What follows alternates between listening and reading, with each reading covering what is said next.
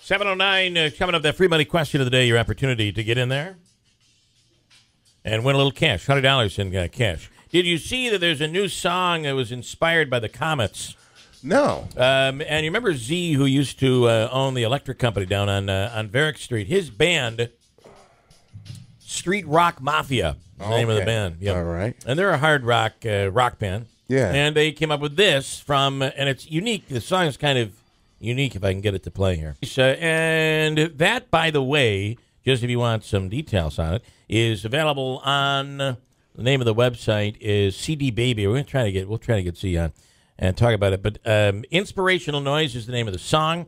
And I have to say, it was inspired by the 2015 Calder Cup Finals appearance by the Comets last year. Mm-hmm. And on the track, Darren Archibald is there, and a few others, Comets players, and Mark Caswell is singing in the background there. Really? Too. Are they singing or are they spitting lyrics? I believe they're yelling that. They're yelling, make some noise. You know? Okay, all right. Yeah. That's cool. Kind of cool. So there's some former Comet players and current as well that are on that song, so you can check that out. Dr. Albert Pang is an optometrist. The question would be, this binge watching, House of Cards, and so many others.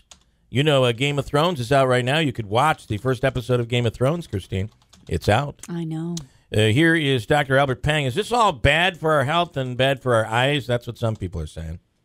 Well, of course, I cannot tell you what to do, but one thing for sure is that it is certainly bad for the eyes. You think it is? Oh, it's bad for the eyes. Yeah. Okay. What about, like, whenever I go to, I see my daughter, there she is with a phone, because she doesn't watch TV like normal people. And I think these kids, they're all on their phones watching YouTube videos. And the phone is like 3 inches, 5 inches from their face. That can't be good, right?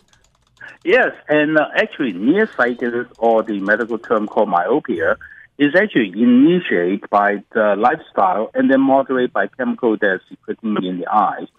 Too much central vision, like looking at a cell phone, looking at the TV for a long period of time, initiate the whole chemical process, causing elongations of the eyeball, and that's, as a result, causing myopia.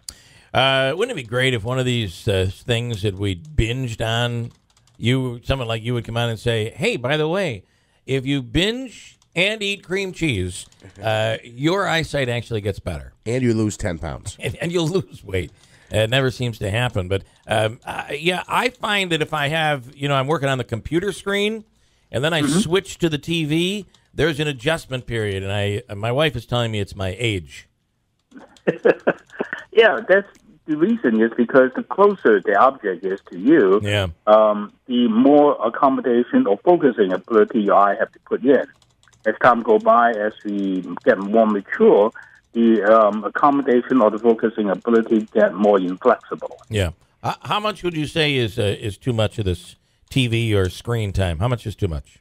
I always recommend my patients a balance between close-up work and distance work. If you do, say, an hour or 2 hours of close-up work, you need to balance at least an hour of outdoor time. Or I'm not talking about exercise. I'm talking about just outdoor, open space environment.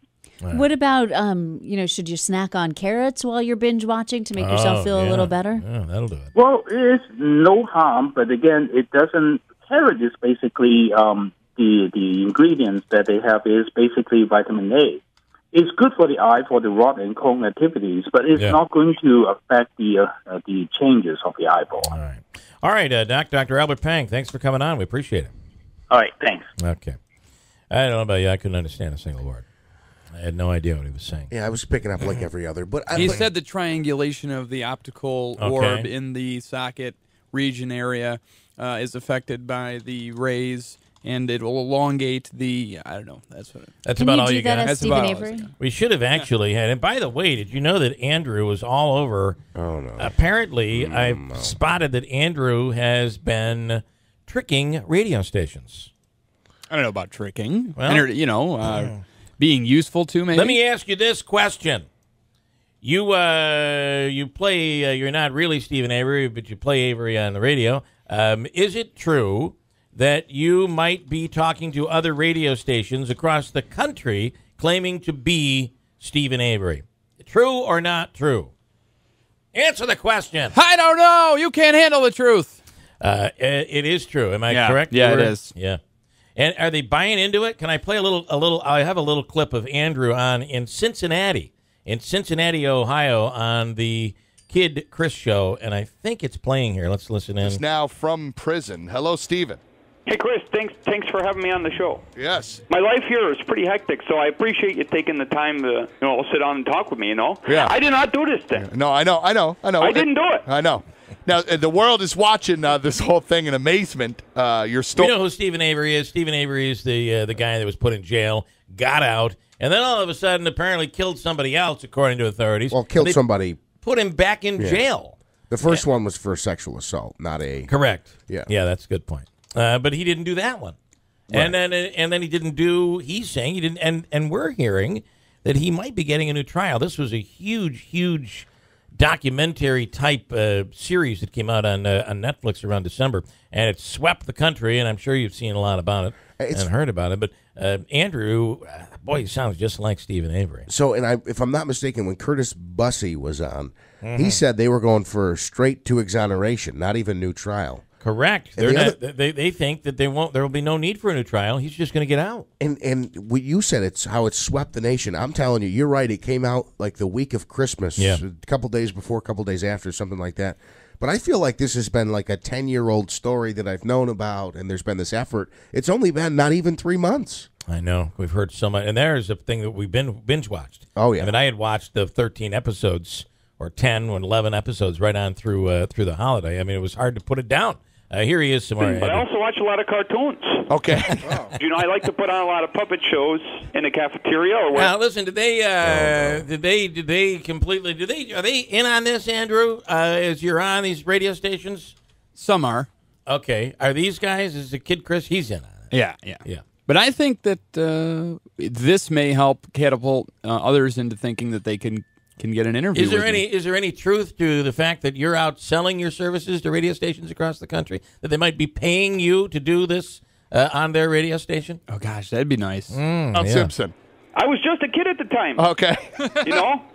I made some mistakes before. I was greedy. Yeah. I had greedy, and he wouldn't let me have those sweet sunglasses. Here I think they were Oakley's.